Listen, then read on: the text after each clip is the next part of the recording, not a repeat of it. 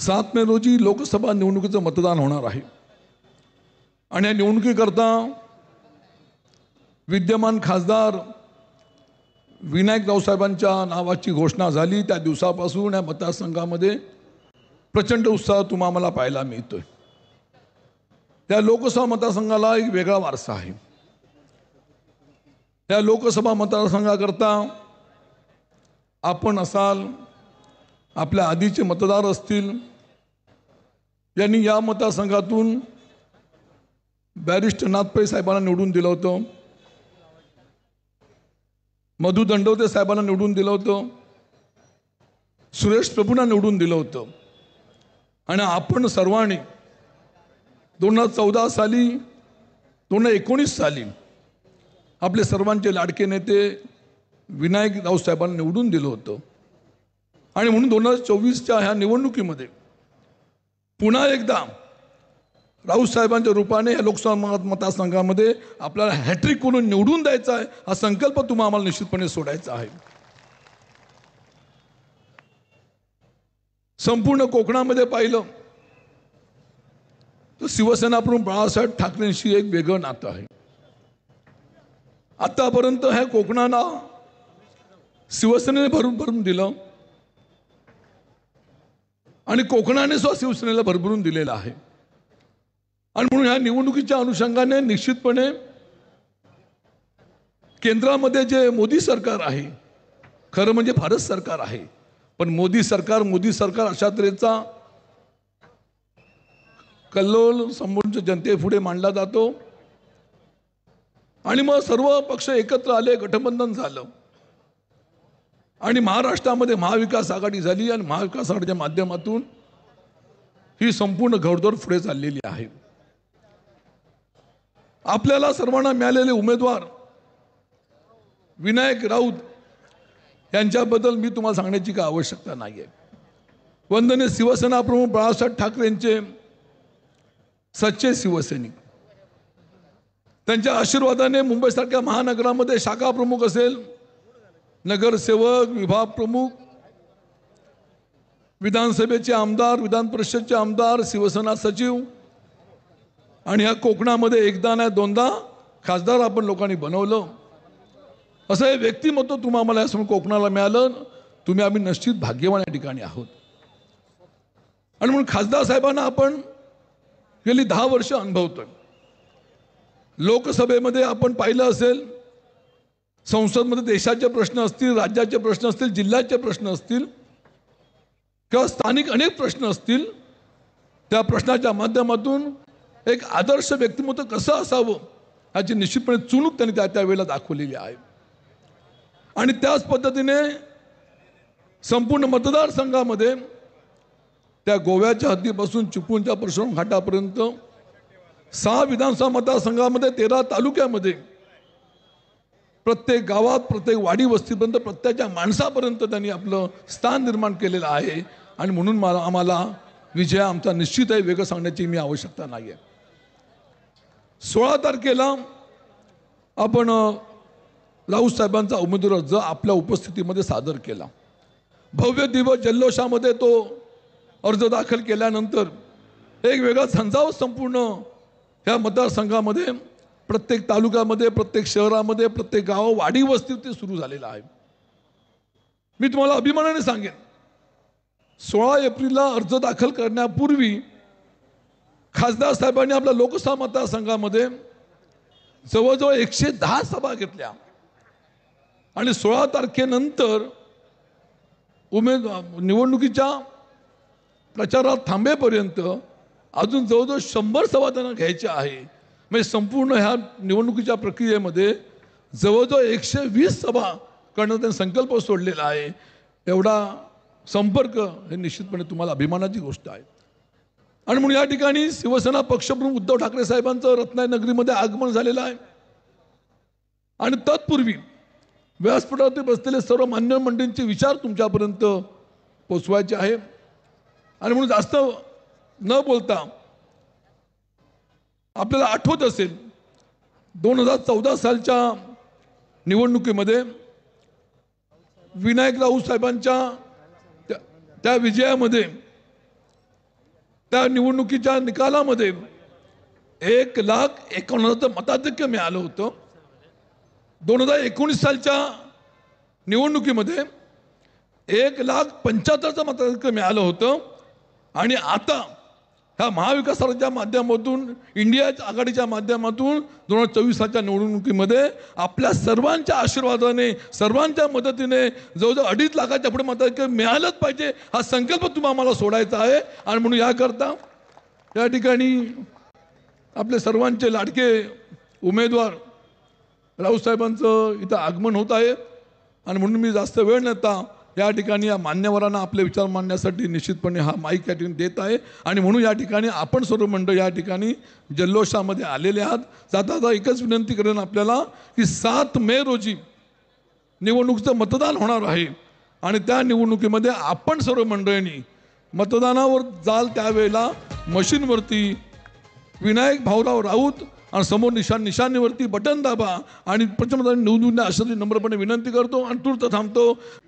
महाराष्ट्राचे आराध्य दैवत राजा शिवछत्रपती, भारतीय राज्यघटनेचे शिल्पकार डॉक्टर बाबासाहेब आंबेडकर, इंडिया अलायन्समधील सर्व पक्षांचे ज्येष्ठ नेते, सन्माननीय व्यासपीठ आणि हुकुमशाही विरुद्धच्या आजच्या या लढ्यामध्ये आपण सर्वजण हुकुमशाही विरुद्ध लढणारे लोकशाहीचे सैनिक. सत्तेत आल्यानंतर काही दिवसातच फक्त भ्रष्टाचार केला म्हणून एका मंत्र्याला लाथ मारून बाहेर काढणाऱ्या आम आदमी पक्षाच्या सर्वेसर्वा अरविंदजी केजरीवाल यांना ज्या जुलुमशाही वृत्तीने, ज्या हुकुमशाही वृत्तीने आज कोणताही पुरावा नसताना तुरुंगात डांबून ठेवलंय, सत्तेत आल्यानंतर 2.5 वर्षामध्ये जो 5 वर्षासाठीचा जाहीरनामा जो दिलेला होता तो 2.5 वर्षामध्ये दिल्लीमध्ये आणि पंजाबमध्ये ज्यांनी पूर्ण केला, त्या आम आदमी पक्षाच्या सर्वेसर्वा अरविंद केजरीवाल, मनीष सिसोदिया, संजय सिंग यांच्या विरोधात कोणताही पुरावा नसताना ज्या हुकुमशाही वृत्तीने दामून ठेवलंय, त्यांच्या विरोधातला हा लोकशाहीचा लढा आहे. हा संविधान वाचवण्यासाठीचा लढा आहे. हा ईडी विरुद्धचा लढा आहे. हा CBI विरुद्धचा लढा आहे.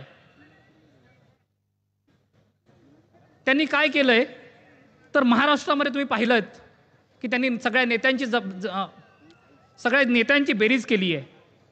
पण ही सगळ्या पक्षांचे नेते एकत्र घेऊन नेत्यांची बेरीज करताना त्यांच्या मतांची मात्र वजाबाकी झाली आहे. हे तुम्हा सर्वांना माहिती आहे. आणि याच्यातून मी फार थोडं बोलताना एक सुवर्ण संधी तुम्हाला सांगतोय. मूळच्या शिवसेनेच्या आणि मूळच्या राष्ट्रवादीच्या कार्यकर्त्यांसाठी आज एक सुवर्ण संधी आपल्याकडे चालून आली आहे. काय आहे ही सुवर्ण संधी? तर गद्दारांचे जे कार्यकर्ते हातात कमळ घेऊन येतील ना, त्यांना अभिमानाने हातात धगधगती मशाल घेऊन तुम्ही सांगायचं आहे, फ्लावर नहीं फायर है मैं. आणि याच्यावरूनच एक चारोळी मला इथं मांडावीशी वाटते. अच्छे दिन येता येता हुकुमशाही आली. अच्छे दिन येता येता हुकुमशाही आली. आता पुन्हा लोकशाहीच्या पेटवा मशाली. सर्वात शेवटी मी आम आदमी पक्षातर्फे आणि ज्याचा इंडिया अलायन्सचा एक महत्त्वाचा भाग केजरीवाल साहेब आहेत, अरविंदजी केजरीवाल साहेब आहेत, त्यांच्यातर्फे इथे जमलेल्या सर्वांना आणि रत्नागिरी सिंधुदुर्ग लोकसभा मतदारसंघातील सर्वांना एक आवाहन करू इच्छितो की मतदानाच्या दिवशी विनायक राऊत साहेबांना मशाल या त्यांच्या चिन्हावर बहुमताने विजयी करायचं आहे. 2.5 लाखापेक्षा जास्त मताने त्यांचा विजय आपल्याला निश्चित करायचा आहे. मशाल मशाल मशाल. धन्यवाद.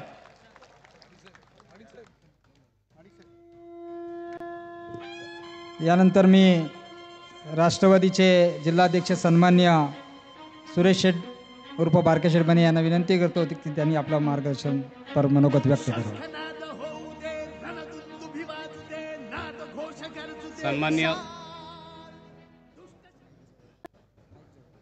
सन्मान्य भावी खासदार आणि माजी खासदार विनायकजी राऊत साहेब आणि आज आपल्या या मीटिंगसाठी आपले माजी मुख्यमंत्री उद्धवसाहेब ठाकरे यांच्या उपस्थित ही मीटिंग आहे. आणि सन्मान्य सर्व व्यासपीठ व आपण सर्व शिवसैनिक आणि सर्व राष्ट्रवादी आघाडीचे सैनिक, आज खासदार साहेबांची जी हॅट्रिक होणार आहे, आतापर्यंत 2 वेळा जे निवडून आले ते युतीमधून निवडून आले, आता जी हॅट्रिक होणार आहे ते आपल्या आघाडीमध्ये हॅट्रिक होणार आहे आणि 100% हॅट्रिक होणार आहे. त्याबद्दल निस्वार्थ आणि हॅट्रिक होण्याच्या मागे आणि साहेब निवडून येण्याच्या मागचं आपल्या उद्धव साहेबांनी जे कोरोनाच्या टायमात जे काम केलं आहे, कोरोनामध्ये लोकांना जे सहकार्य केलं आहे, त्याच्यावर सेनेचेच नाही, आघाडीचे नाही, आम जनता ज्यांना पक्ष विरहित लोक साहेबांच्या कामावर फिदा आहेत. आणि पवारसाहेबांचे आणि तेव्हाचे खंदे मंत्री आमचे टोपे साहेब, ह्या 2 यांनी जे काम केलं कोरोनात, की आपल्या लोकांना जीवदान दिलं आहे आणि त्या जीवदानाची लोकांनी ओळख ठेवणार आहेत आणि त्या ओळखीमध्येच आपला विजय आहे. हे उद्धव साहेबांचं काम आपण कधीही पुसू शकत नाही. कारण समोरचे किती वेळा बोलत होते की घरात बसून ऑनलाईन काम करायचं, पण ऑनलाईनमध्ये त्यांनी लाखो लोकांचे जीव वाचवले. हा त्यांचा मोठा काम केलेलं लोकांना आज लोक नाव काढत आहेत. आणि लोकांचं एकच ध्येय आहे की उद्धव साहेबासारखा नेता पाहिजे, पवारसाहेबांसारखा नेता पाहिजे. लोक इतरही पक्षातले लोक, आजचं इलेक्शन सर्व लोकांनी, आपण लोक पक्षवाले तर काम करणारच आहेत, पण इतर लोकांनी काम करून विजय करायचं एकच ध्येय घेतलेलं आहे. एवढं बोलून इथे थांबतो. जय हिंद, जय महाराष्ट्र. यानंतर मी शिवसेनेच्या उपनेत्या सन्मान्य जान्हवीताई सावंत यांना विनंती करतो की त्यांनी या ठिकाणी आपलं मनोगत व्यक्त करावं. महाराष्ट्राचं आराध्य दैवत छत्रपती शिवरायांना वंदन करून, हिंदू हृदय सम्राट सरसेनापती बाळासाहेबांना मानाचा मुजरा करून, पक्षप्रमुख आमचा स्वाभिमान महाराष्ट्राचे माजी मुख्यमंत्री आदरणीय उद्धव साहेबांना मानवंदना देऊन या ठिकाणी व्यासपीठावर उपस्थित असलेले आपले सगळ्यांचे लाडके खासदार आणि उमेदवार आदरणीय विनायकजी राऊत साहेब, शिवसेनेचे नेते आदरणीय भास्करजी जाधव साहेब आणि व्यासपीठावरील सर्व मान्यवर मंडळी, सगळ्यांबद्दल मी आदर व्यक्त करते आणि तुमच्याशी थोडक्या शब्दात थेट संवाद साधते. मी कायमच भाषण करताना थोडासा मागोवा घेते, कारण मला असं वाटतं की आपली स्मृती थोडी विस्मृतीकडे जात असते. त्यामुळे थोडकासा मागोवा घेऊन यांनी काय काय केलंय ना, हे अगदी थोडक्या शब्दात सांगणार आहे. आपल्याला आठवत असेल 2014ला आपण अच्छे दिनाला भुलून यांना मतदान केलं, पण त्या अच्छे दिनाच्या वेळेला काय काय चाललं होतं ना, अण्णा हजारेंचं लोकपाल विधेयक चाललं होतं, स्मृती इराणीचं पेट्रोल डिझेल गॅस चाललं होतं आणि सगळीकडे महागाई बेरोजगारी चालली होती. आणि आपण सगळ्यांनी यांच्या अच्छे दिनाला भुलून यांना मतदान केलं. या 10 वर्षात काय झालं? एक तरी विकासाचा मुद्दा किंवा एक तरी विधायक काम यांनी 10 वर्षात केलंय का? तर त्यांनी 10 वर्षात एकही विधायक काम केलं नाही. केलं ते फक्त आधार कार्ड बँकेला लिंक दिलं, जनधनाची खाती उघडली, टाळ्या वाजवल्या, थाळ्या वाजवल्या, झेंडे फिरवले, घराघरातली माती गोळा करून दिल्लीला नेली. याच्या पलीकडे यांनी काहीही केलं नाही. 2014ला डॉक्टर मनमोहन सिंग पंतप्रधान असताना जे 6 कायदे केले अन्न सुरक्षा विधेयक असेल, मनरेगा असेल, वनाधिकार असेल, भूमी अधिग्रहण कायदा असेल, राईट टू एज्युकेशन कायदा असेल आणि आमचा RTI ॲक्ट असेल. आणि यांनी काय केलं? स्वच्छ भारत अभियान, 70,000 कोटीची तरतूद, 4,000 कोटी जाहिरात. बेटी बचाओ बेटी बढाओ, 450 कोटीची तरतूद आणि दुर्दैव म्हणजे 360 कोटी रुपये जाहिरात. त्यानंतर यांचं दुसरं एक गंगा नमो गंगा म्हणजे गंगा स्वच्छता अभियान, 2250 कोटीची तरतूद. गंगा स्वच्छ झाली नाही, पण कोरोना काळात याच गंगेत यांनी कोरोनाची प्रेत सोडली. हे ह्यांचे कायदे. म्हणजे इतक्या मोठ्या प्रमाणात भ्रष्टाचार. आणि अजून एक सांगायचं म्हणजे सगळ्यात महत्वाचा तो म्हणजे भारतमाला योजना. कारण हे सगळं झालेलं आहे पण आपल्याला आठवत नाहीये, ते आठवण करून देते. 75,000 किलोमीटरचे रस्ते भारतमाला योजनेत झाले. 1 किलोमीटरला 15 कोटीचा निधी होता, तो यांनी 25 कोटी केला. आज मला सांगा 75,000 कोटी रस्त्याला 25 कोटी प्रमाणे जवळजवळ 7,500 लाख कोटी यांनी भ्रष्टाचार केला. म्हणून आपण म्हणतो भ्रष्टाचारी पायती. आज दुसऱ्या बाजूला म्हणायला गेलं तर यांचा पहिला भ्रष्टाचार म्हणजे नोटाबंदी. त्याच दिवशी म्हणजे 8 नोव्हेंबर 2017ला हे रात्री 8 वाजता टीव्हीवर आले. कोण? प्रधानमंत्री. आणि काय म्हणाले? भाई और बहनों, 500 और 1000 के नोट महज एक कागज का टुकड़ा बन के रह जाएंगे. पण तो कागदाचा तुकडा तुमच्यासाठी होता, आमच्यासाठी ती कष्टाची कमाई होती. माझ्या आया बहिणींच्या गाडग्या मडक्यातले पैसे तुम्ही काढायला लावलेत. ती माऊली 500 रुपयासाठी 3-3 दिवस बँकेच्या दारात उभी होती. आणि त्याच वेळेला एकही श्रीमंत व्यक्ती किंवा एकही धनदांडगी व्यक्ती तुम्हाला बँकेच्या दारात दिसली नाही. आणि हे मी जबाबदारीने विधान करतेय, कारण त्यावेळेला एका राजकीय पक्षाने 20% कमिशन घेऊन या श्रीमंतांचा काळा पैसा पांढरा करून दिला. त्यावेळेला 15,000 कोटी रुपये चलनात होते. म्हणजे 500,000च्या नोटा या 15,000 कोटीच्या होत्या. 12,48,000 कोटी चलनात होते. आणि तरी हे म्हणतात आम्ही ब्लॅक पैसा आणला. किती आणला? काही सांगितलंय का? काहीही हिशोब त्यांनी तुम्हाला दिलेला नाही. यांचा दुसरा भ्रष्टाचार म्हणजे PM केअर फंड. खरं सांगायला गेलं तर 1948 सालापासून PM रिलीफ फंड आपल्या देशात अस्तित्वात आहे. आणि तो अस्तित्वात असताना मी कायमच म्हणते, कोरोना काळात आमच्या प्रेताच्या टाळूवरचं लोणी खाण्यासाठी त्यांनी हा फंड काढला.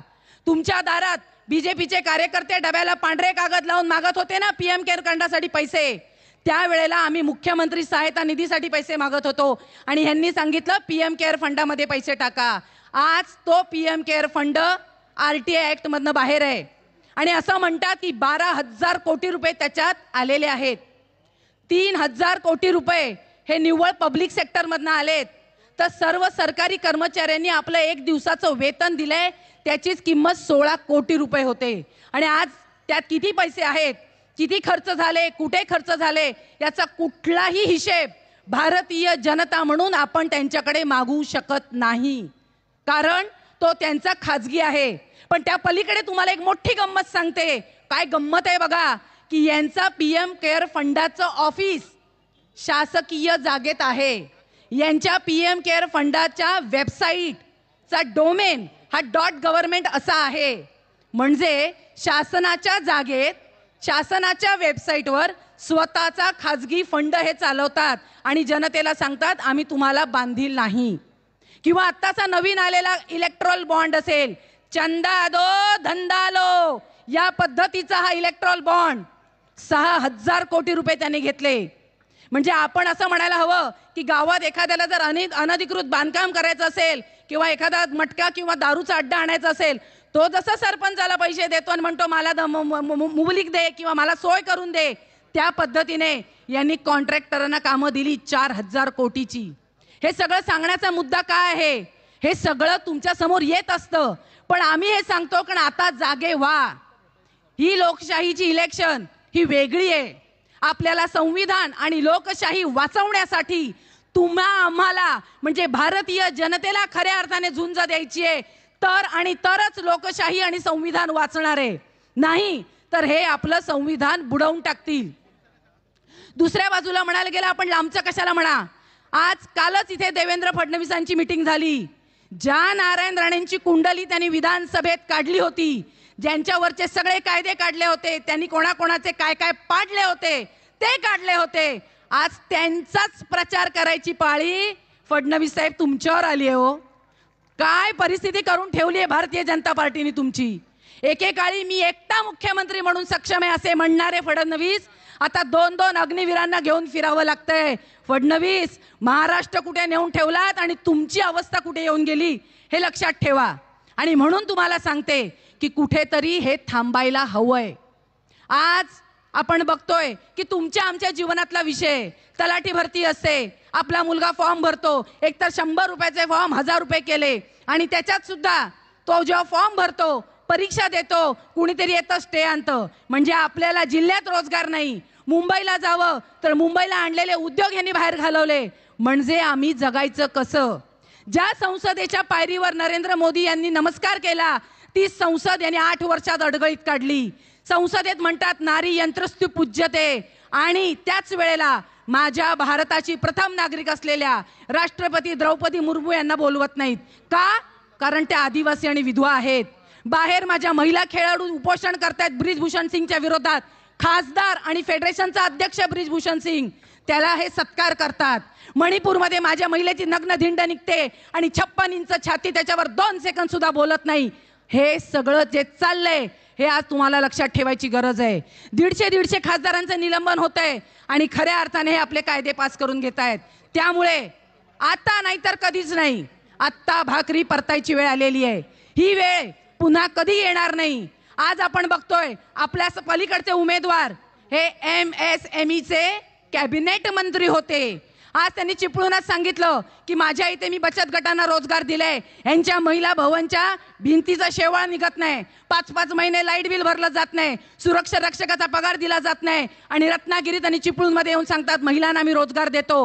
आसाममध्ये भाषण केलंय, माझ्याकडे महिला भगिनी मोठ्या प्रमाणात रोजगार करतात, तो माझ्या महिला भवनमध्ये आणतात पदार्थ ते बनवलेले, आणि मी देश विदेशात नेतो. इथे काहीही चालू नाहीये. मी आणि माझी कंपनी एवढंच ह्यांचं चालू आहे.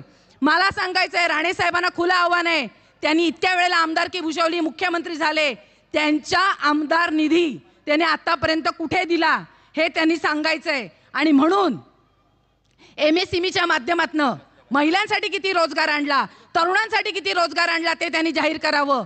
फक्त कॉयरचं ऑफिस उचलायचं, आपल्या प्रहारच्या ऑफिसात नेऊन 35,000 रुपये भाडं घ्यायचं, याच्या पलीकडे राणे साहेब तुम्ही काहीही केलेलं नाहीये.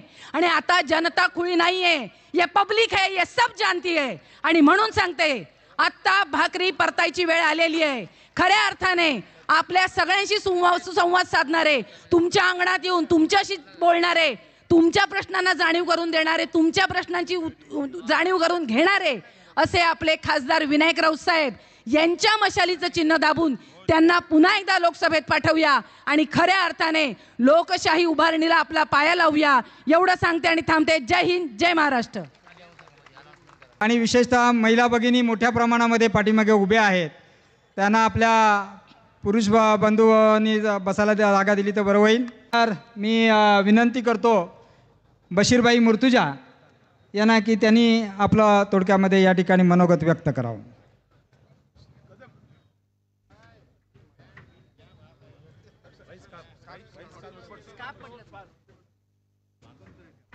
कशाला म्हणायचा तो.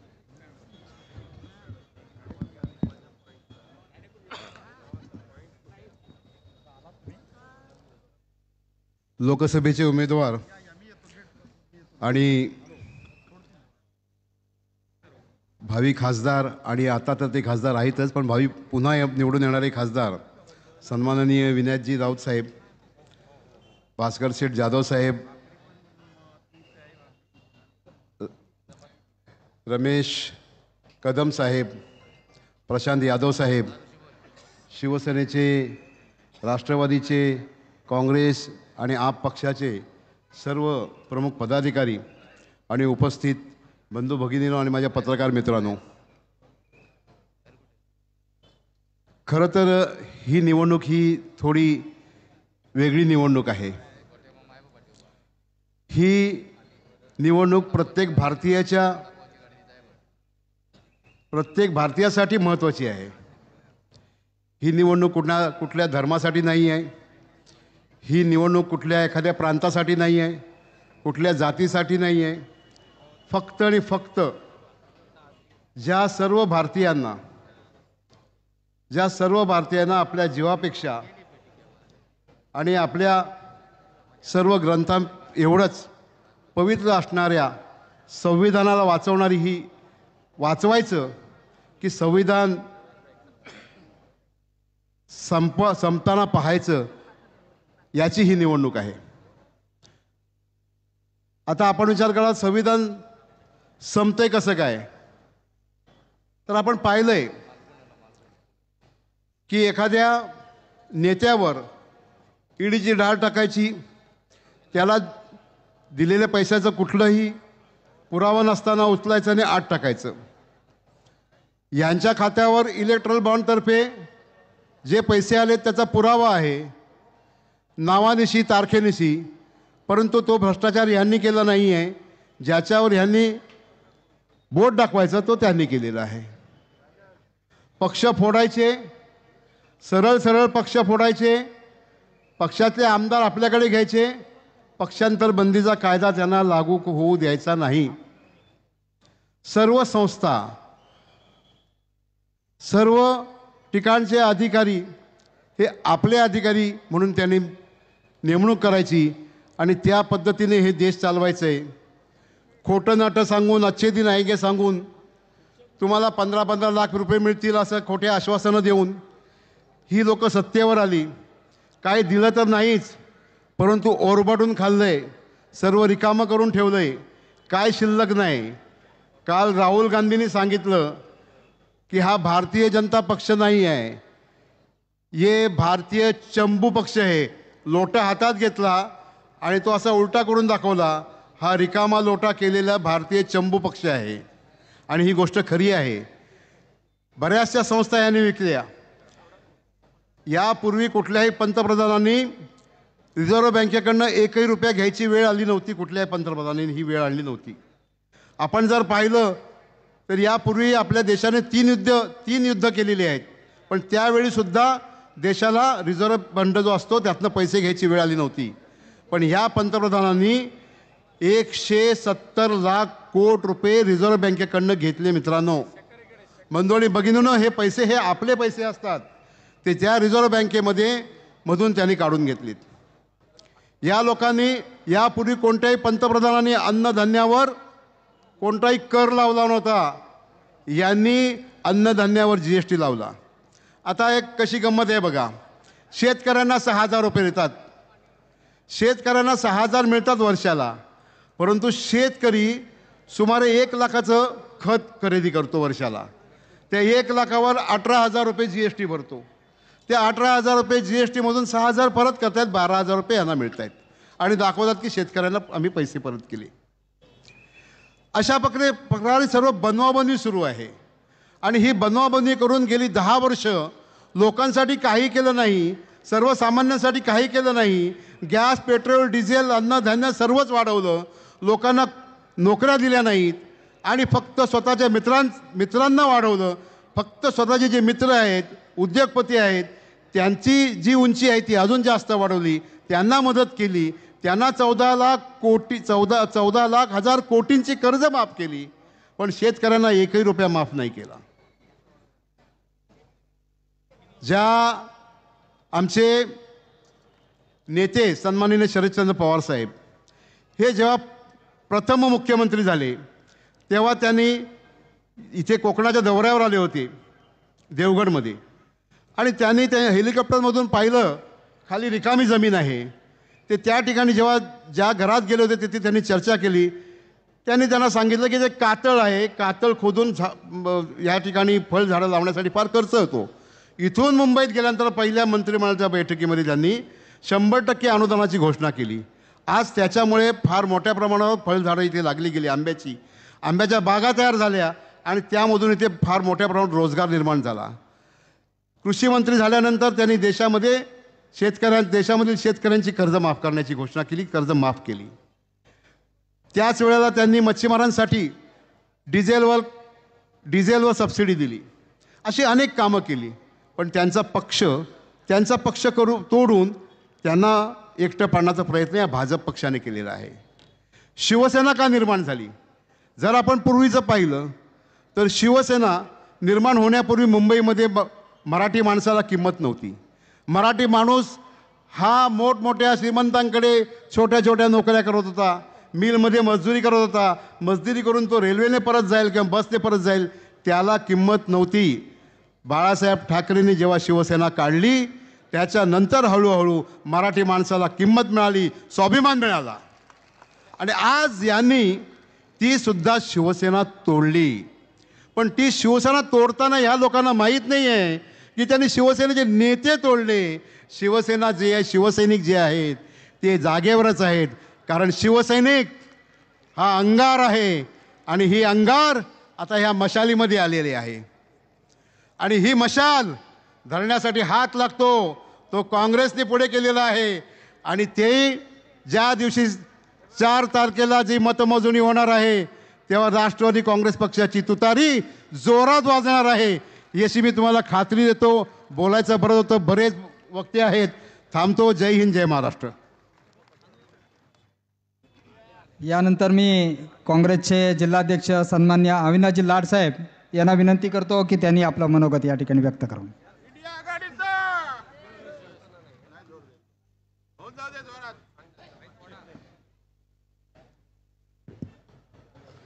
महाराष्ट्राचा आराध्य दैवत छत्रपती शिवराय, घटनेचे शिल्पकार डॉक्टर बाबासाहेब आंबेडकर, हिंदू हृदय सम्राट वंदनीय बाळासाहेब ठाकरे यांना नतमस्तक होऊन आजच्या लोकसभेच्या उमेदवार विनायकजी राऊत यांच्या प्रचारादरम्यान व्यासपीठावर उपस्थित असलेले या कोकणचे डॅशिंग नेते भास्कर शेठ जाधव, दुसरे आमचे सिंधुदुर्गातले नेते वैभवजी नाईक साहेब आमदार, माजी मंत्री रवींद्र मानेजी, माजी आमदार सुभाषजी बने, गणपतदादा कदम, सन्माननीय सर्व पक्षाचे नेतेगण, सन्माननीय व्यासपीठ, समोर बसलेले सर्व माझ्या माता आणि भगिनींनो, मित्रांनो, आजचा हा प्रचाराचा दिवस आणि आज ह्या प्रचाराला आमचं लाडकं नेतृत्व माजी मुख्यमंत्री उद्धव बाळासाहेब ठाकरे या ठिकाणी आलेले आहेत. आज आपण एक वेगळा अराजकतेच्या मार्गाने चाललेला आहे. देशामध्ये जिकडे बघावं तिकडे अशांतता पसरलेली आहे. आणि अशांतता कोणी पसरवली आहे तर एकट्या माणसाने पसरवलेली आहे. हम दो हमारे दो जो नारा देणारे, हम दो हमारा दो, फक्त मोदी, शाह, अदानी आणि अंबानी ह्या चौघांचं राज्य या देशावरती चाललंय.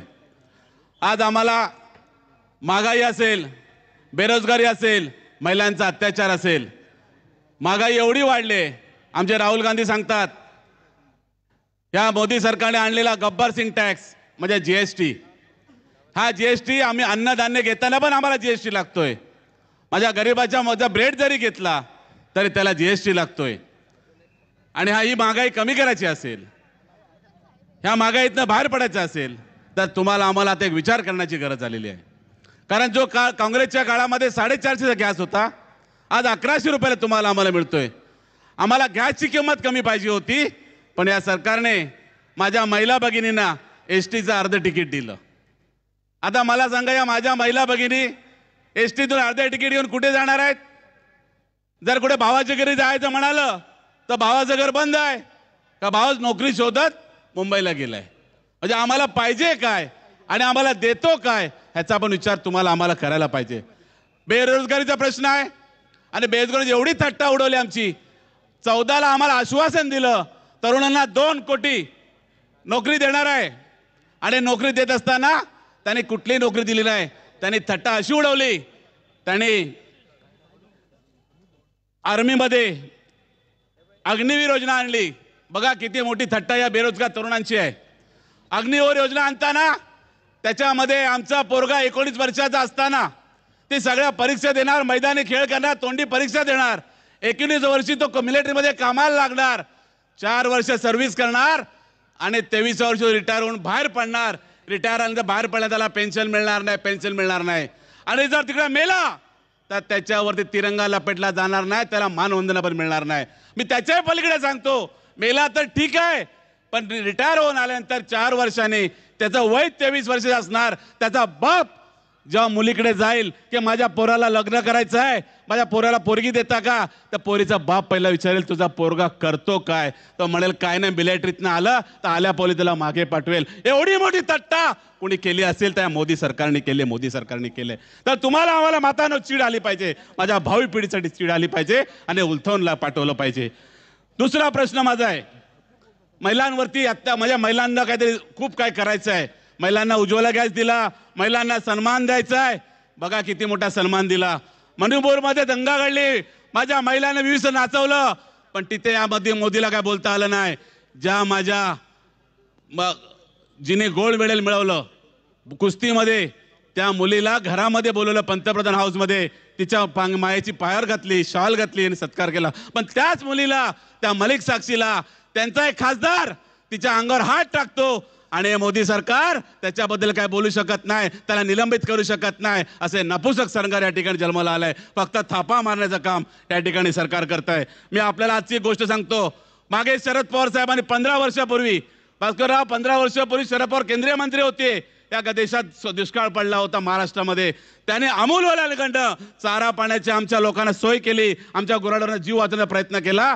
तेव्हा मोदी मुख्यमंत्री त्या गुजरातचे होते आणि या मोदीने त्यावेळेला अमूलवरती केस केली, अमूलवरती गुन्हा दाखल केला. का त्याने महाराष्ट्राला मदत केली. मग अशा माणसाला निवडून द्यायचं का राजानो, त्याचा विचार तुम्हाला आम्हाला. यांच्या मनामध्येच पाप आहे, यांच्या मनामध्येच खोट आहे. दुसरा प्रश्न आजचाच मी आजच पाहिला, शांतीलाल सुरेलाल पुण्याचे आहेत, ते आज पोटतिडकीने मांडतायत की गुजरातचा सफेद कांदा निर्यात करायला दिलाय आणि महाराष्ट्रातला लाल कांदा निर्यात बंद केलाय. माझ्या गुजरातचा शेतकरी तुपाशी आणि महाराष्ट्राचा शेतकरी उपाशी. कसं वाटतंय तुम्हाला सांगा, कसं वाटतंय तुम्हाला सांगा. म्हणजे आम्ही राहायचं उपाशी, त्यांनी राहायचं तुपाशी. याचा विचार तुम्ही आम्ही बांधवानं केला पाहिजे. आज या ठिकाणी कोविडचा काळ आठवा, तो काळ वाटवा. आज ज्याने तुम्हाला, आज मुंबईवर तुम्ही सगळं रत्नागिरी करात, कोकणातली आहात, आपला चाकरमानी मुंबईला आहे. कोविडच्या काळामध्ये प्रत्येक गावच्या माणसाला वाटत होते माझा चाकरमानी कसा असेल, कुठे जगतोय कसा. पण त्या ठिकाणी उद्धव ठाकरे सारखं नेतृत्व होतं, त्यांनी आमच्या चाकरमानाची काळजी घेतली, म्हणून एवढ्या मोठ्या संख्येने तुम्ही या ठिकाणी जमलात, या ठिकाणी. आणि एवढं केल्यानंतर सुद्धा काय त्याची परंडे बघा. आम्ही त्यांच्याबरोबर गेले नाही साहेब म्हणून आमची काय चौकशी. बिचारा त्या आमच्या पेडणेकर बाईची खिचडीमध्ये गद्दारी केली. अरे मेल्यानो, खायला घातला त्याची तुम्ही त्याची वाळवा करताय. काय तुमचं हे अशी माणसं जर असतील मित्रांनो, तुम्हाला जर विचार, ताई माई अक्का विचार करा पक्का, मशालीवरतीच मारायचा शिक्का, मशालीवरतीच मारायचा शिक्का. आज मी तुम्हाला सांगतो मित्रांनो, मी नवीन पिढीतला आहे, माझी दुसरी पिढी आहे. माझ्या वडिलांचा जन्म 1947चा आहे, माझ्या एक आझादीच्या नंतरचा आहे. माझा आजा कुठे स्वातंत्र्य लढ्यात लढला असेल का हातभार लावला असेल, माझ्या वडिलांनी काय केलं असेल, पण मी स्वातंत्र्याचा खूप उपभोग घेतला. उपभोग घेत असताना काही इलेक्शनही आम्ही पाहिल्या, पण असं वातावरण देशामध्ये कधीच पाहिलं नाही. भीतीचं वातावरण कधीच पाहिलं नाही. कधीच कोणाला वाटत नाही की आज काय होणार आहे, उद्या काय होणार आहे, मी रगतोय का जगतोय हेही आम्हाला कळत नाही. उद्या माझ्या मुलांचं काय होणार आहे, माझ्या मुलींचं भवितव्य काय आहे तेच आम्हाला कळत नाही. रोज नवीन नवीन काहीतरी जुमला द्यायचा जुमला. आज मला सांगा, इलेक्शनला गेल्यानंतर आम्ही सांगतो बाबा आमच्या विनायक राऊतांनी बघा हे काम केलंय, मतदान द्या. आम्ही याला सांगतो बघा यांनी ते पूल बांधलाय, मतदान द्या. पण हे काय सांगतात, आम्ही राम मंदिर बांधलं. अरे राम मंदिरने का आमचं पोट भरलं, आम्ही रामाचे भक्त आहोत. आज नाही, पिढ्यानपिढ्या आम्ही रामाची सेवा करतो. फक्त राम लेके राम राम करके काम नहीं होता ना भाई, पेट को भी तो खाना लगता है. और हमारे राहुल गांधी बोले नफरत के बाजार में मोहब्बत की दुकान खोलनी हमें, नफरत के बाजार में मोहब्बत की दुकान खोलने हमें. आणि या लक्षात ठेवा, अनंतराव जो कर्नाटकचा खासदार आहे ओपन मध्ये बोलला होता की आम्हाला 400 पार करायचं आहे, कारण आम्हाला संविधान बदलायचं आहे. मित्रांनो, संविधान जर बदललं तुमच्या आमच्या पोरांचं वाटोळं होणार आहे, तुमचं आमचं भविष्य वाटवणार आहे. आज संविधानामुळे अविनाश लाडे इथं बसलाय, आज जो बोलतोय, नवी मुंबईमध्ये नगरसेवक झाला, 4 टाइम निवडून आला, उपमहापौर झाला, इथली आमदारकी लढवली, ही फक्त माझ्या संविधानाने दिली होती. संविधान. आज माझ्या ज्या महिला बसल्या आहेत, कोण पंचायत समिती असेल, कोण जिल्हा परिषद असेल, कोण सरपंच झाले असतील हे फक्त संविधानाने दिलं आहे. त्यामुळे ताई माई अक्का विचार करा पक्का. आज तुम्हाला सांगतो बघा, तुम्ही जर एक मत आहे तुमचं, हे मत बाबासाहेब आंबेडकरांनी तुम्हाला दिलेलं बदल करण्याचं दिलेलं एक मत आहे. एक मत विकलात म्हणजे आपल्या आईला विकल्यासारखं आहे. म्हणून आपल्याला विनंती करतो हात जोडून की मसाले चिन्हाचं बटन दाबा, विनायक राऊतांना एवढ्या मोठ्याने मतदान करा की उद्या मला राहुल गांधीला हक्काने सांगतात, राहुल जी ये हमारा कोकण का शेर आ रहा है, उसको लाल बत्ती दो. हा या कोकणामध्ये घाणेरडे उद्योग न आणता पर्यटनासारखे उद्योग आणेल आणि इथला मुलांना रोजगार देईल. तुम्ही फक्त मशाल म्हणायचं आहे. काय म्हणायचं आहे? मशाल.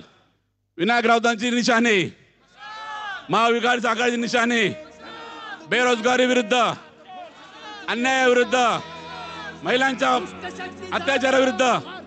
अरे जोर से बोलो, आगे वाले बोलो, पीछे वाले बोलो. अरे बोल मेरे ताई, अरे बोल मेरे काकी, जोर से बोलो, मुट्ठी दबा के, हाथ उठा के. धन्यवाद. यानंतर मी शेतकरी सेनेचे कार्याध्यक्ष मान्य वडले साहेब यांना विनंती करतो की त्यांनी आपण या ठिकाणी मनोगत व्यक्त करावं. शेतकऱ्याचा जाणता राजा छत्रपती शिवाजी महाराज, हिंदू हृदय सम्राट वंदनीय बाळासाहेब ठाकरे, महाराष्ट्राचे कुटुंब प्रमुख आदरणीय उद्धवजी ठाकरे, युवा नेते आदित्यजी ठाकरे, या कार्यक्रमाला आपण ज्याच्यासाठी आलो ते आपले उमेदवार विनायकजी राऊत साहेब, त्याबरोबर मंचावर उपस्थित असलेले वैभवजी नाईक, साळवी साहेब, त्याबरोबर जाधव साहेब, मंचावरील सर्व मान्यवर. भावांनो, ही निवडणूक भारत स्वातंत्र्यानंतरची पहिली महत्त्वाची निवडणूक आहे. भारत स्वातंत्र्यापासूनची महत्त्वाची निवडणूक आहे. ही जर निवडणूक चुकलो तर भावांनो वाईट होणार आहे. कारण आपल्या देशाचा पंतप्रधान एवढा खोटारडा पंतप्रधान आयुष्यात कधी बघितला नाही. राहुल गांधीला पप्पू म्हणतो.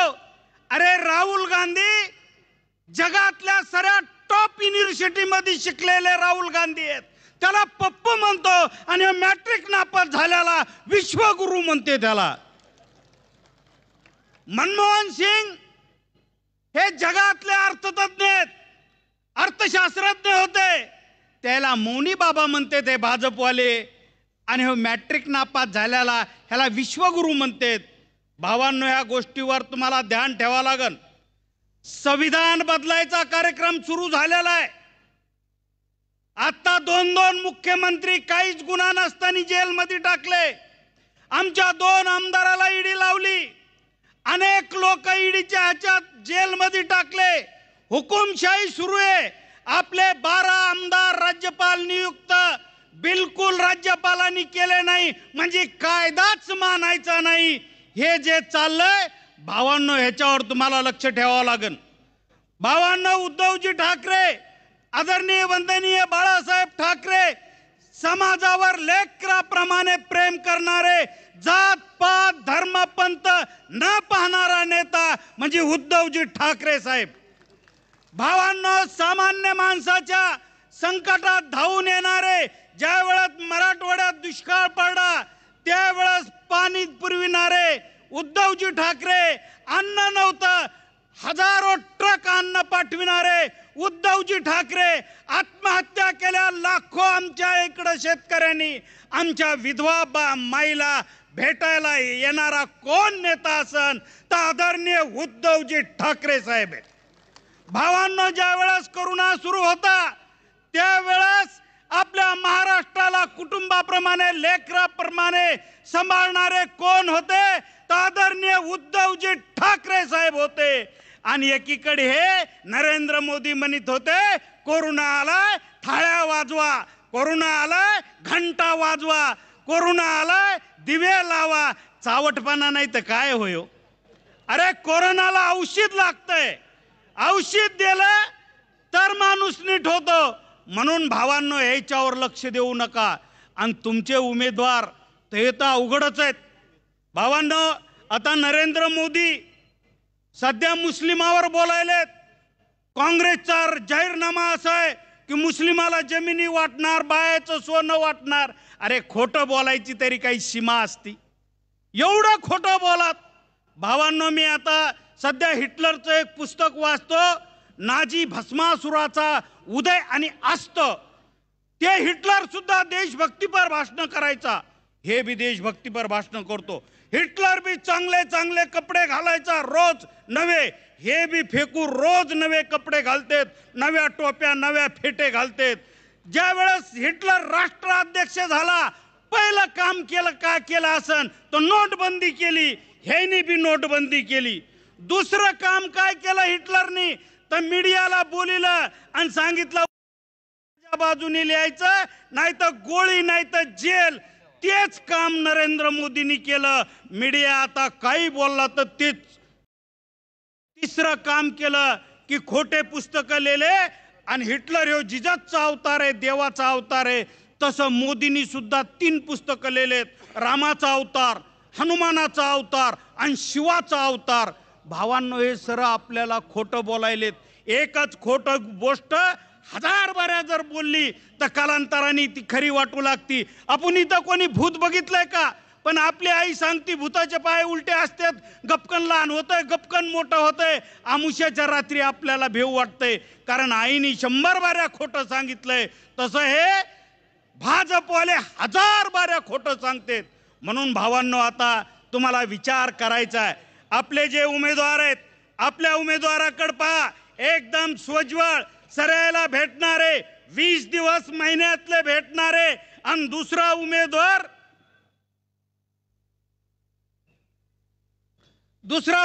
पहा तुम्ही, त्याचे पोरं काय बोलतेत. आमच्या इकडं 2 आडनाव आहेत राऊत साहेब, एक शेण चोरे आणि दुसरे बाप मारे. शेण चोरे आणि बाप मारे. तर ते पोरं ज्या वेळेस शाळेत जातात त्यावेळेस ते म्हणतात आमच्या कोण्या पूर्वजांनी शेण चोरलं तर आमच्या नशिबी कपाळावर शेण चोरे आलं. कोणी आमच्या पूर्वजांनी बाप मारला होता तर बाप मारे आलं. तसं तुमच्या कोकणात सुद्धा कोंबडी चोर आहेत, त्याच्या कपाळावर कायमचा शिक्का आहे. तुम्ही मंत्री झाले, मुख्यमंत्री झाले तर तुम्ही कोंबडी चोर आहेत आणि तुमच्या त्या पोट्ट्याच्या बी डोक्यावर कोंबडी चोराचे पोरं म्हणू नयेत. म्हणून भावांनो, तुम्हाला विनंती करतो, आता हुकुमशाहीच्या विरोधात तुम्हाला ह्या मशालीवर मतदान करायचे. आदरणीय विनायक राऊत साहेबाला निवडून द्यायचे. आदरणीय उद्धवजीचे हात बळकट करायचे, उद्धवजीच्या शब्दाला प्रतिष्ठा द्यायची. म्हणून मशालीला मतदान करा. एवढंच बोलतो, 2 शब्द संपितो. जय हिंद, जय महाराष्ट्र.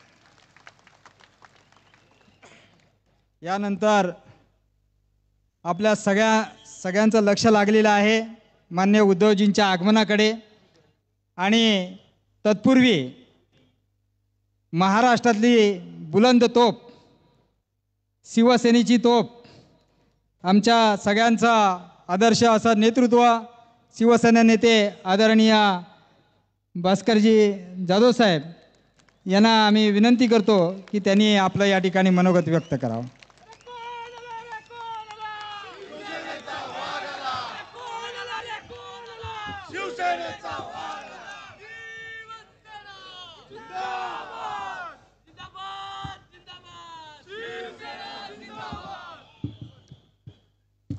छत्रपती शिवराय, हिंदुहृदय सम्राट, शिवसेना प्रमुख माननीय बाळासाहेब ठाकरे,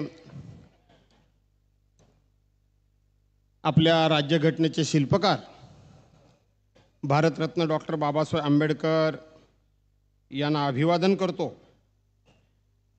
शिवसेना पक्षाचे पक्षप्रमुख आणि महाराष्ट्र राज्याचे माजी मुख्यमंत्री आदरणीय उद्धवसाहेब ठाकरे ज्यांना आपण निवडून देण्याचा निश्चय केला आहे, निर्धार केला आहे, ते आपले सर्वांचे लोकसभेचे उमेदवार, शिवसेना नेते, माझे सहकारी मित्र श्रीयुत विनायकजी राऊत, विधिमंडळातील माझे सहकारी आणि पक्षाचे उपनेते श्रीयुत राजनजी साळवी, दुसरा माझा विधिमंडळातील दिलदार मित्र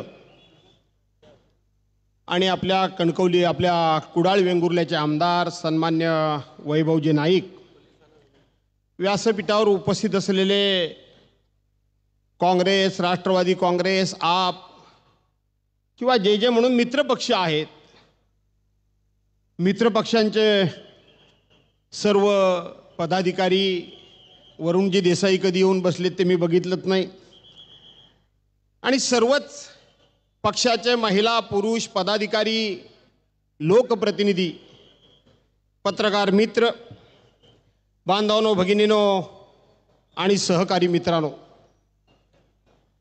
आपण सगळेजण उद्धव साहेबांचं मार्गदर्शन ऐकण्याकरता म्हणून या ठिकाणी मोठ्या संख्येनं उपस्थित आहात. खरं पाहिलं तर ज्या वेळेला या निवडणुकीला सुरुवातच झाली नव्हती त्यावेळेला भारतीय जनता पार्टीकडून या देशामध्ये अशा पद्धतीचा माहोल तयार केला गेला होता, एक वातावरण तयार केलं गेलं होतं, एक अशा पद्धतीनं परसेप्शन तयार केलं गेलं होतं की अब की बार 400 पार, अब की बार 400 पार. आणि मग काय भाजपवाले तुम्हाला माहितीच आहे, एखादी घोषणा घेऊन नुसते टनाना टनाना टनाना उड्या मारला सुरुवात करतात. त्यांना हा विसर पडला होता की अब की बार 400 पार हे करण्याचं काम या देशातला मतदार करणार आहे. आणि जेव्हा कधी देशामध्ये लोकशाही अस्तित्वात आली, या देशाला ज्या वेळेला स्वातंत्र्य मिळालं, या देशामधली पहिली निवडणूक 1952 साली झाली, त्यावेळेपासून ज्या ज्या पक्षांनी ज्या ज्या नेत्यांनी निवडणुका लढल्या त्यांनी जनता हा कोणाला कुठे पार करायचा हा ठरवणारा जनता हा जनार्दन आहे अशा पद्धतीच्या विनम्र भावनेनं या देशातल्या जनतेला साथ घातली. परंतु इथं आम्ही 400 पार करणार, या महाराष्ट्रात तर अशा पद्धतीचा नंगा नाच घातला गेला की आम्ही 45 प्लस म्हणजे 48 पैकी 45 प्लस आम्ही घेणार असं सांगितलं गेलं. भाजपा बोलायला लागले, त्यांच्या जोडीला मिंदे गेले, ते मिंदे म्हणाले 45 पार. त्याच्यानंतर अजित पवार गेले, तेही म्हणायला लागले 45 पार. आणि सगळे जे काही बोलायला लागले 45 पार 45 पार, त्यावेळेला महाराष्ट्रामधून एकच शेर उभा राहिला. महाराष्ट्रामधून एका वाघाची डरकाळी फुटली, अरे अभी तक शेर तो जिंदा है, अभी जिंदा है, 400 पार नहीं, इस बार तुम तडी पार, हे सांगणारे उद्धव बाळासाहेब ठाकरे. कुठला आलंय 400 पार? तडीपार करायचं ना. तडीपार तयार आहात? जरा मारू 2-4 फटके. तडीपार. उद्धव साहेबांनी एक नारा दिला आणि अख्ख्या देशामध्ये तो नारा घुमला.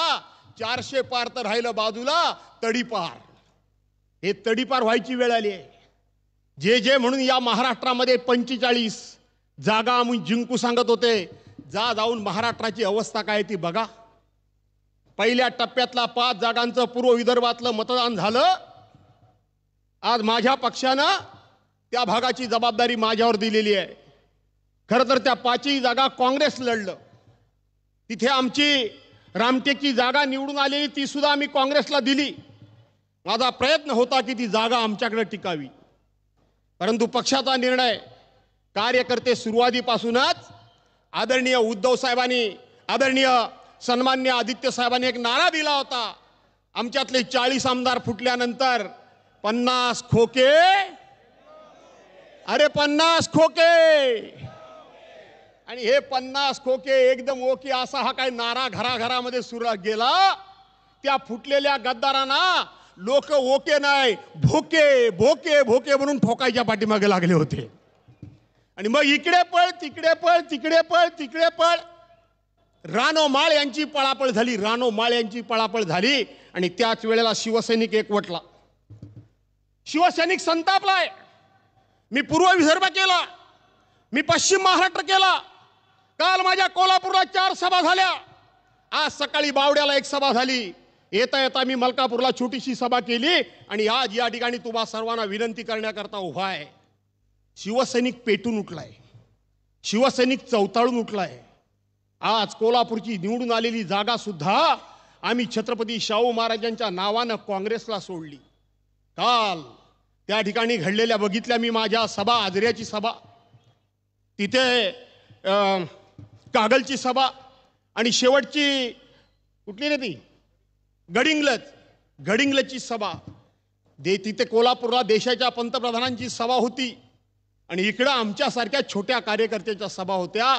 अख्खं कोल्हापूर तोंडामध्ये बोट घालून अचंबितपणे सगळं बघत होतं.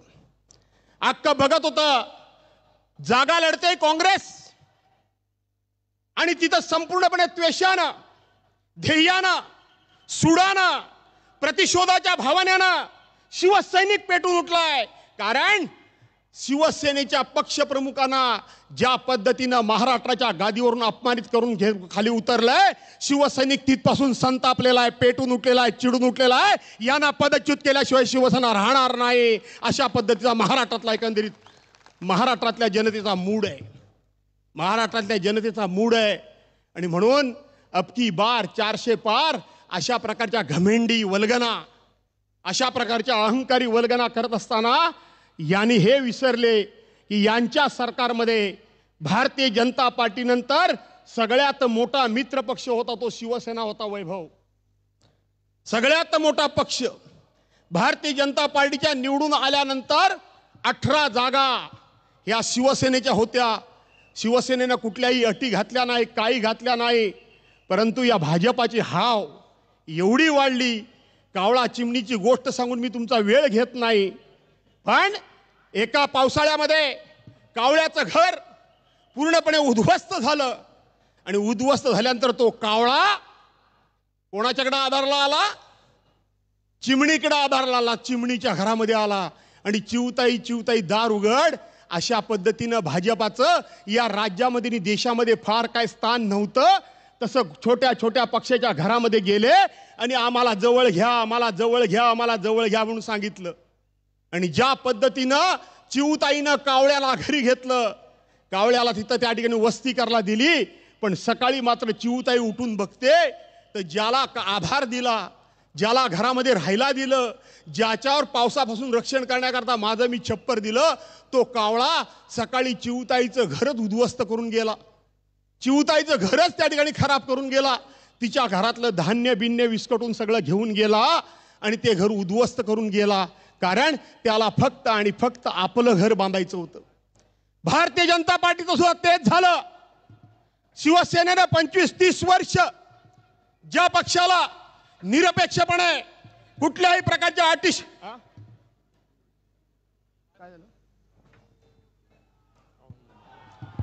कोण आला रे, कोण आला, कोण आला रे, कोण आला, उद्धव साहेब तू मागे पडो.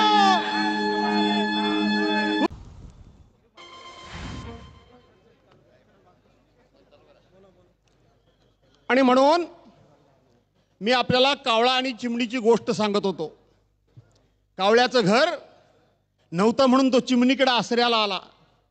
चिमणीनं खूप मोठ्या मनानं अगदी दया दाखवून त्यांना घरामध्ये जागा दिली. आणि सकाळी कावळा जेव्हा घरातून निघून गेला तेव्हा चिमणी आपलं घर बघतीये की आपल्या घरामध्ये कावळ्यानं नको ती घाण करून ठेवली. कावळ्यानं आपलं घर उद्ध्वस्त केलंय. भारतीय जनता पार्टीचं देखील तसंच झालं. या पक्षाचे 1984 साली 2 खासदार फक्त होते आणि मग देशातल्या छोट्या छोट्या पक्षांच्या घरामध्ये हा पक्ष शिरला. या पक्षाचे नेते शिरले. आठवा साली ज्या वेळेला देश तेव्हा 23 पक्ष आणि 23 पक्षांची साथ यांना होती. 2014 साली 2 पक्ष फक्त शिल्लक राहिले. त्यातला एक महत्वाचा पक्ष तो म्हणजे उद्धव बाळासाहेब ठाकरेंचा शिवसेना पक्ष. त्यांच्याबरोबर राहिला. बाकी सगळे पक्ष त्यांना सोडून गेले. सत्तेमधला 2 नंबरचा पक्ष हा शिवसेना होता. पण यांना इतक्या पद्धतीचा सत्तेमधला माज आला. यांना असं वाटलं की बाकीच्यांची जसे आम्ही घरामध्ये जाऊन छोटी छोटी घरं फोडली, त्यांची घरं उद्ध्वस्त केली, तशाच पद्धतीनं शिवसेनेचं उद्धव बाळासाहेबांचं राजकीय घर आम्ही उद्ध्वस्त करू असं त्यांना वाटलं. जशी कावळ्या चिमण्याची गोष्ट सांगितलं तशी दुसरी गोष्ट मी तुम्हाला सांगतो. गरुड तुम्हाला माहित आहे, गरुड हा गरुड वळवळणाऱ्या सापावर जर त्याची नजर पडली तर त्याला सुद्धा आपल्या नख्यांमध्ये पंजांमध्ये घेऊन जातो. भल्या भल्याना मग तो ससा असू दे नाही तर आणखीन कोण असू दे, त्याला सहज पकडून जातो. त्या गरुडाच्या नावाला लागायला कोण बघत नाही. पण कावळा असा आहे, कावळा असा आहे, तो गरुडाच्या पाठीवर बसतो, तो गरुडाच्या पाठीवर बसतो आणि त्याच वेळेला तो गरुडाच्या मानेचा चावा घ्यायला बघतो. गरुड हालचाल करत नाही, गरुड काही बोलत नाही. कावळा प्रयत्न करतोय पाठीवर बसले आहे आणि त्याच वेळेला गरुड एक झेप घेतो, भरारी घेतो आणि तो उंच उंच उंच इतका उंच उंच जातो की जो कावळाला वाटत होतं की मी गरुडाच्या मानेचा घोट घेईन, मी गरुडाला या ठिकाणी मारेन, तो कावळा श्वासोश्वास करता तडफड करायला लागतो. त्याला श्वासोश्वास घेता येत नाही आणि मग तो तडफडून खाली पडतो. भारतीय जनता पार्टीचं देखील तेच झालंय. त्यांना कळलं नाही, त्यांना वाटलं उद्धव साहेब साधे आहेत, भोळे आहेत, सौम्य आहेत. पण हा वाघाचा बच्चा आहे, हा गरुड आहे. या गरुडाच्या मानेला चावा घेण्याचा प्रयत्न भाजपाने केला आणि आज भाजपा 400 पार नाही तर तडीपार व्हायची वेळ आली. या गरुडानं त्यांना ते तडीपार केलंय, या गरुडानं त्यांना तडीपार केलंय. कोणाच्या नादाला तुम्ही लागलात याचा विचार केलात नाही. मी मगाशी सांगितलं की सगळा बहुतेक महाराष्ट्र मी पादाक्रांत केला. आज मी कोल्हापुरातून आलोय. लाजा वाटत नाही ना. हे जे गेले ते सांगत होते की नरेंद्र मोदींचा फोटो लावून आम्ही निवडून आलो, नरेंद्र मोदींचा फोटो लावून शिवसेनेचे आमदार निवडून आले. मागच्या एका सभेमध्ये मी सांगितलं होतं, मी जाहीरपणे सांगतोय की निवडणुका केव्हाही येऊ द्या, उद्धव साहेब नरेंद्र मोदींचा फोटो कधी बी बॅनरवर लावणार नाहीत. पण तुम्ही जर खऱ्या बापाची औलाद असाल, थोडी तरी लाज लज्जा तुम्हाला असेल तर तुम्ही आमच्या हिंदुहृदय सम्राटांचा फोटो लावू नका. काल कोल्हापुरामध्ये देशाच्या पंतप्रधानांची सभा होती आणि एका बाजूला माझ्या सभा होत्या. जिकडे तिकडे मी बघितलं तिथं आमच्या कुठल्याही बॅनरवर पंतप्रधानांचा फोटो नव्हता. पण असा एक बॅनर नाही की हिंदुहृदय सम्राट मान्य बाळासाहेब ठाकरेंचा बॅनर नाही. तुम्हाला तुमचा फोटो लावून आम्ही मतं घेतली असं तुमचं म्हणणं आहे ना. तुम्हाला संधी आली होती, तुम्ही बाळासाहेबांचा फोटो लावायला नको होता, फोटो लावायला नको होता. आणि म्हणून मित्रांनो, अनेक मुद्दे, अनेक अनुभव हे मी तुमच्या समोर कथन करू शकतो. ही निवडणूक कोण निवडून येतो आणि कोण जिंकतो एवढ्या पुरेशी ही निवडणूक मर्यादित नाही. तर मी मगाशी सांगितलं, उभ्या महाराष्ट्रामध्ये कोणाची जागा आहे ही न बघता शिवसैनिक पेटून उठलाय, शिवसैनिक चवताळून उठलाय, शिवसैनिक प्रतिशोध घेतोय की आमचा पक्ष कुणी चोरला, आमचा पक्षाचं नाव कुणी चोरलं, आमचं निशाणी धनुष्य बाण कुणी चोरली आणि आमच्या शिवसेना प्रमुखांना कुणी चोरलं, याचा प्रतिशोध शिवसैनिक घेत आहेत, याचा प्रतिशोध शिवसैनिक घेत आहेत. आणि म्हणून हे 400 पार वगैरे किंवा 45+20 हे सगळं विसरून जा. पण ही निवडणूक आहे, ही निवडणूक आहे. या निवडणुकीमध्ये काळजी घ्या. कोणी काही चर्चा घडवेल, कोणी काही बोलेल, पण हिंदुहृदय सम्राट शिवसेना प्रमुख मान्य बाळासाहेब ठाकरे नेहमी शिवसैनिकांचा उल्लेख करताना गौरवानं नेहमी म्हणायचे की शिवसैनिकांच्या नादाला लागू नका. शिवसैनिक म्हणजे मदावर बसलेल्या मधमाशावर, मधाच्या पोळ्यावरच्या मधमाशा आहेत. त्या जोपर्यंत शांत आहेत तोपर्यंत शांत आहेत. पण ज्याला कोणाला खुमखुमी आली असेल त्यांनी फक्त त्या मधाच्या पोळ्यावर एक दगड मारून बघावा, त्या माशा त्याची काय अवस्था करतात ते बघावं. हे नेहमी शिवसेना प्रमुख सांगायचे. त्या मधावरच्या पोळ्यावरच्या बसणाऱ्या तुम्ही माश्या आहात, मधमाशी चाखणाऱ्या तुम्ही माश्या आहात. मधमाशी फुलातला मध घेऊन येऊन त्या ठिकाणी निर्माण करणारं पोळं तुम्ही माश्या आहात. परंतु माश्या 2 प्रकारच्या असतात, तेवढंच फक्त तुम्हाला मी सांगतो. माश्या 2 प्रकारच्या असतात. मधाच्या पोळ्यावर बसणारी माशी ही कधी घाणीवर बसत नाही, ती माशी जरी असली तरी ती घाणीवर बसत नाही, आणि घाणीवर बसणाऱ्या माशीला मधमाशाच्या पोळ्या जवळ करत नाही. तुम्ही मधाच्या पोळ्यावरच्या माश्या आहात, या घाणीवर बसायला कुणीही जाण्याचा चूक करू नका, कुणीही चूक करू नका. अशा प्रकारची विनंती करतो. विनायक राऊतांबद्दल मी काय बोलायला पाहिजे, विनायक राऊतांबद्दल मी काय सांगायला पाहिजे. स्वतः अनुभवतात, स्वतः बघतात, स्वतः ऐकतात. हे सगळं तुमच्या काना नाका डोळ्यांनी जी गोष्ट तुम्ही अनुभवतात त्याच्याबद्दल मी फार काही सांगणार नाही.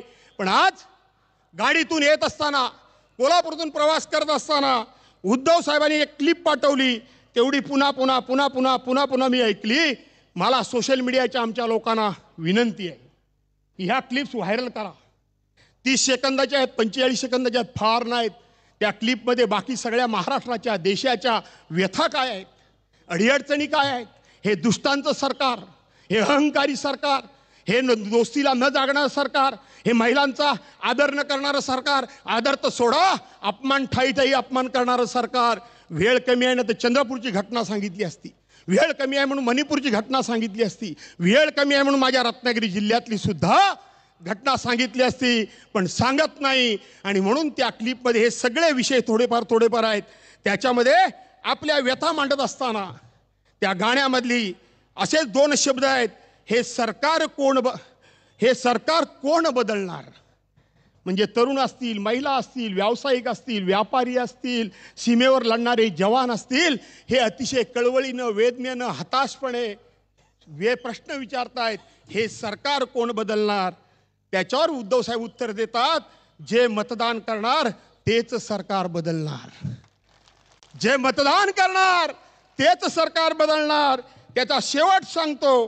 त्याच्यामध्ये पुन्हा तरुणी विचारतात की हे सरकार कोण बदलणार. त्यावेळेला उद्धव साहेब ठामपणे सांगतायत, शब्दामध्ये आश्वासकता आहे, शब्दामध्ये निश्चित स्वरूपाचा अशा प्रकारचा विश्वास आहे, विश्वासघात नाहीये, खोटा आशावाद नाहीये. तर तिथं सांगतात उद्धव साहेब की हे सरकार कोण बदलणार, मशाल पेटणार, घाबरू नकोस आणि सरकार बदलणार. मशाल पेटणार आणि सरकार बदलणार. ह्या माझ्या मुस्लिम भगिनींपासून सगळ्या जाती धर्माची लोक इथं ज्या विश्वासानं उद्धव साहेबांना ऐकण्याकरता आलेत, ज्या विश्वासानं उद्धव साहेबांच्या अख्खा प्रचंड सभेमध्ये बसतात, हेच तुझ्या हे सरकार बदलणार आहेत. आणि हे सरकार बदलणार म्हणजे विनायक राऊतांना निवडून देऊन एक खासदार या ठिकाणी निवडून आणणार. त्यामुळे बाकीच्यांचे कोणाचा विचार करण्याची गरज नाही. आता मी 2-4 फटके काही मारत नाही म्हणून सगळे जरा शांत आहेत. पण विनायक राऊतांनीच मला सांगितलं, नको रे बाबा फटकारे मारू, असं तुझा त्यांनी मला असं सांगितलं की तुमचा एखादा फटकारा बसला तर पोटनिवडणूक लागायची, अशी अवस्था आहे. कारण मध्य प्रदेशमध्ये एक पोटनिवडणूक लागली. काल 89 जागांकरता मतदान झालं, तर ती 1 जागा कॅन्सल झाली, म्हणजे 88 ठिकाणीच मतदान झालं. आणि म्हणून विनायक राऊतांना मला खासदार बघायचं आहे, पोटनिवडणूक करायची नाही. म्हणून मला तुम्हाला काय म्हणायचं समजलं का नाही समजलं. आणि म्हणून घ्या हातामध्ये मशाल, या हातामध्ये मशाल घ्या, ती मशाल प्रज्वलित करा. 7 तारखेला कुणीही न बोलवता, कुणीही निमंत्रण न देता, कुठलीही व्यवस्था न करता स्वतःहून अशाच लाखोच्या संख्येनं मतदान केंद्रावर जा.